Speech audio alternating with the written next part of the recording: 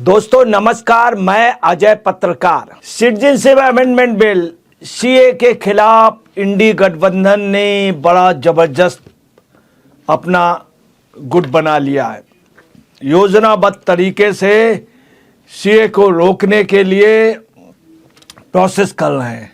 कहीं इस तरह से पब्लिक को भड़काया जा रहा है कि ये लोग मुस्लिम विरोधी हैं, इसमें मुस्लिम को नागरिकता नहीं मिल रही है और मुस्लिम की नागरिकता छिन जाएगी, जबकि ऐसा कुछ भी नहीं। किसी की भी नागरिकता नहीं छिनेगी, किसी की भी नागरिकता नहीं छिनेगी। सिर्फ उनको नागरिकता मिलेगी जो बौद्ध, ईसाई, पारसी, सिख, जो पाकिस्तान, बांग्लादेश, अफगानिस्तान से आए हुए हैं, वो भी 31 दिसंबर 2014 से पहले का।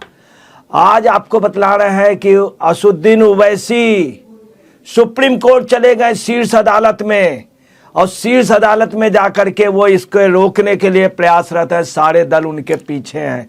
इसके अलावा 200 याचिकाएं हैं, 200 याचिका। इन सब के अलावा केरल के चीफ मिनिस्टर भी पहुंच गए सुप्रीम कोर्ट। एक योजनाबद्ध तरीके से किसी अच्छे काम को नहीं होने दे रहे हैं। ताजुब ये है, जो लोग 1947 के बाद से अभी तक आए थे, उनको अभी तक राष्ट्रीयता, नागरिकता नहीं मिली। वहीं बांग्लादेश और रोहिंग्याओं को नागरिकता मिल गई। ओवैसी आज सुप्रीम कोर्ट पहुंचे हैं और केरल के जो चीफ मिनिस्टर हैं वो वहां पहुंच गए हैं, और पिनराई विजयन ने बाकायदे वहां पे सुप्रीम कोर्ट में इसके इम्प्लीमेंटेशन रोकने के लिए याचिका दे दी है। अब आपको बता रहे हैं कि असुद्दीन ओवैसी जो AIMIM के जो चेयरमैन हैं, इन्होंने कहा है कि सिटीजनशिप अमेंडमेंट एक्ट 2019 जो है ये गैर कानूनी है, असंवैधानिक है और इस पे रोक लगना चाहिए। ये रोक के लिए प्रयासरत है। इंडी गठबंधन के सभी लोग, स्टालिन वगैरह और कांग्रेस भी खुल करके विरोध कर रही है। राहुल जी विरोध कर रहे हैं, सोनिया जी विरोध कर रही, खड़गे साहब कर रहे हैं, खड़गे साहब के लड़के प्रियांश लगे हुए हैं, कर्नाटक के चीफ मिनिस्टर लगे हुए। सबका सिर्फ एक ही काम, किसी तरह से एक अच्छा विधेयक जो आ रहा है उसको रोकिए। 2019 के शीर्ष अदालत में तब से लेके अभी तक 200 से ज्यादा याचिकाएं हैं, 200 से ज्यादा। आज तक इतनी याचिकाएं कहने राम मंदिर के लिए भी विश्व हिंदू परिषद या उन लोगों ने इतनी याचिकाएं नहीं दायर की होंगी जितनी याचिकाएं इसको रोकने के लिए। तो इसका मतलब साफ है कि आप समझ लीजिए कि इंडी गठबंधन की क्या पोजीशन है कि केरल के चीफ मिनिस्टर भी पहुंच गए, असुद्दीन ओवैसी भी, तमाम अन्य लोग भी वहां पर पहुंच गए। ओवैसी ने इसे संविधान के खिलाफ कहा, धर्म के आधार पर कानून नहीं बना सकते हैं। ओवैसी ने कहा, उन्होंने ये भी कहा इस पर सुप्रीम कोर्ट के कोई फैसला जो है, कई फैसले हैं इसमें, सुप्रीम कोर्ट के कई फैसले, उन्होंने कहा सीए समानता के अधिकार के खिलाफ है। ताजुब की बात ये देखिए, जो बांग्लादेश, पाकिस्तान और अफगानिस्तान से जो वैसे लोग आए और रोहिंग्या और बांग्लादेशी, वो सब नागरिकता पा गए, नौकरी पा गए, सरकारी नौकरी पा गए। और जो सिख, ईसाई वगैरह आए हैं, हिंदू वगैरह, उनको अभी तक नागरिकता नहीं मिली है।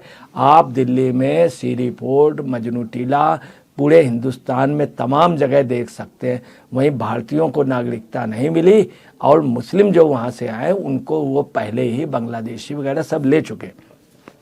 अब आपको बताना है, इस पे स्पष्ट रूप से अमित शाह ने कह दिया किसी की भी नागरिकता नहीं छिनेगी, कोई प्रश्न ही नहीं उठता है, प्रश्न ही नहीं उठता है।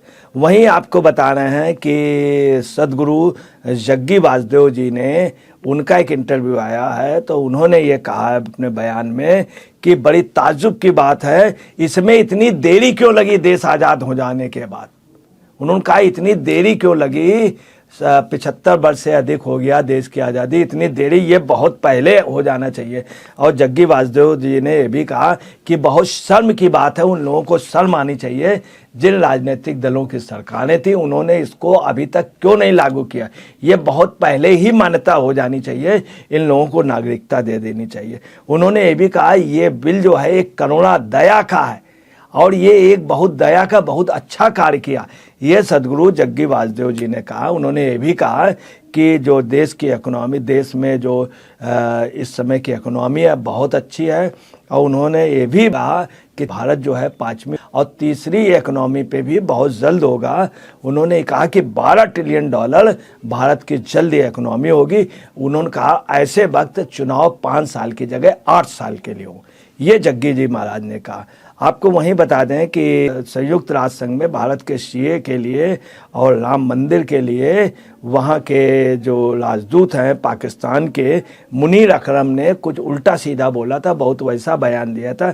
तो भारत ने बहुत बुरी तरीके से संयुक्त राष्ट्र संघ में इनको फटकारा। भारत के स्थायी राजदूत रुचिरा कंबोज ने राजदूत मुनीर अकरम को जबरदस्त लताड़ा है, और उनके जो बयानात थे उस पर उन्होंने बड़ी ज़बरदस्त मुखालफत पेश की है।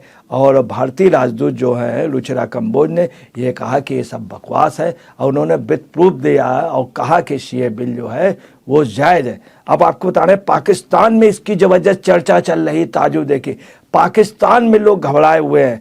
पाकिस्तान का जो डॉन पेपर है वो कह रहा है कि सीए बिल जो है असंवैधानिक है, और सीए बिल वहीं पाकिस्तान में और नेताओं का क्या कहना है कि जो भारत आना चाहे तो मैं उनको नागरिकता दे दूंगा, परंतु उनकी हिम्मत नहीं हो रही है। उन लोगों ने आपस में सब पार्टियों ने तय कर लिया इस तरह का कोई बयान नहीं जारी करना है, क्योंकि हम पाकिस्तान में ही अपने आदमियों को नहीं खाना पानी दे पा रहे हैं तो कैसे देंगे। तो जैसे सांप सूंघ गया हो इस तरह से आप समझ लीजिए अभी वहाँ पे कई दल मिल करके सरकार चलाने का, मगर ये एक मुद्दा उन लोगों को एक किए दे रहा है कि उन लोगों के अंदर ये फीलिंग आ गई कहीं अगर पाकिस्तान में ऐसा हो जाए, जो लोग यहाँ से वहाँ से आना चाहें दे दें नागरिकता, तो वो अपने लोगों को ही रोजी रोटी नहीं दे पा रहे हैं। वहीं आपको बता रहे हैं कि इसमें लेकर के बहुत ज़्यादा 200 याचिकाओं के लिए 19 मार्च को सुनवाई होनी है, और 19 मार्च को मैं आपको क्लियर कर दूँ कि ये मामला सुप्रीम कोर्ट में गया जरूर है, परंतु सुप्रीम कोर्ट के ही आदेशों से ये संसद में पास हो गया। लोअर में पास हुआ, हायर में पास हुआ, हायर के बाद प्रेसिडेंट ने अप्रूवल दी, बाकायदे जियो इसका हुआ और बाकायदे इसके लागू होने की डेट हुई। तो सुप्रीम कोर्ट के भी आपको सुप्रीम कोर्ट भी जो भी डिसीजन करेंगे, मगर उनको भी भारतीय संविधान और संसद पे बनाए हुए कानून को देखना होगा, और उसी हिसाब से सुप्रीम कोर्ट इसलिए जो गवर्नमेंट का पक्ष है, और चूंकि एक कानून बन चुका है तो कानून है। सुप्रीम कोर्ट का यह है कि उसको इम्प्लीमेंटेशन कराना और कानून बनाना जो काम है वो संसद का है, ऐसा हमारा देश का संविधान कहता है। आगे जो बाहर की पोजीशन है उसमें सुप्रीम कोर्ट जो है वो सर्वोपरि है, जो भी उसका वो आदेश होगा।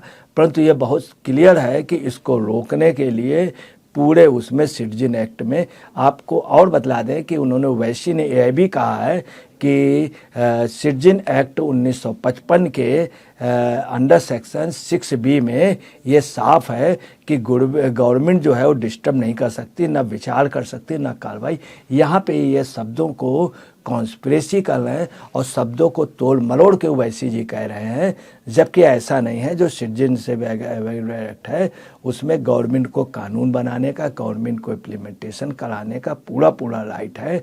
अब आपको बता रहे किसी भी तरह से इस पे ये स्टे लेना चाहते हैं सारे जो विपक्षी दल हैं, इंडी गठबंधन एक होकर के एक अच्छा काम, जो भारत के हिंदू थे, सिख थे, ईसाई थे, पारसी थे, बौद्ध थे, जो पाकिस्तान अफगानिस्तान से आए हुए थे, बांग्लादेश से, इनको ये नागरिकता नहीं देना चाहते। जबकि आपको बता रहे हैं कि भारत के अंदर लगभग 9 करोड़ लोग बांग्लादेश, 9-10 करोड़ लोग बांग्लादेश और रोहिंग्या से आकर के यहाँ पे स्थायी मकानों में रह रहे हैं, यहाँ के बढ़िया सेंटर में रह रहे हैं, यहाँ पे अवैध जगहों पे, वैध जगहों पे अवैध रूप से कब्जा करके रह रहे हैं। उनको बाकायदे बना के दिया गया। ममता बनर्जी ने खुद कहा था जो भी अभी तक आ गया वो यहीं का नागरिक, मैं हर सुविधा दूंगी, मैं आधार कार्ड भी दूंगी, उनको राशन भी दूंगी। तो ये देश की स्थिति है जो एक बेहद इस समय दर्दनाक है कि लोग विदेशियों को ला करके और देश के विरोधियों को, देश को बर्बाद करने पे इंडी गठबंधन के लोग लगे। दोस्तों नमस्कार, मैं अजय पत्रकार।